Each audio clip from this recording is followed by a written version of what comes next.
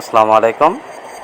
আজ 20শে ফেব্রুয়ারি 2019 আমরা উত্তরবঙ্গের সফরে বের হয়ে যাই।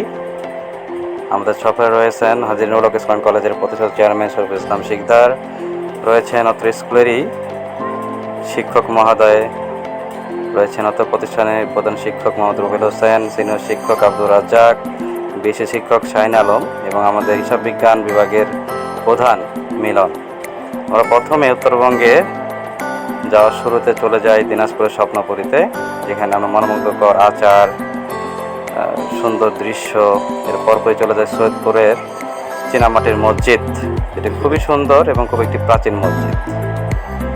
আমরা সেখানে চীনামাটির মসজিদ ঘুরে আমরা এই 5 জনই এই ট্যুরের সাথে ছিলাম।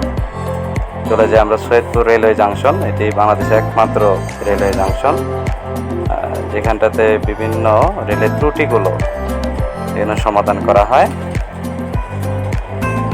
আমরা 2019 সালের 20শে ফেব্রুয়ারি এবং 21শে ফেব্রুয়ারি দুটো দিন উত্তরবঙ্গে অতিবাহিত করি।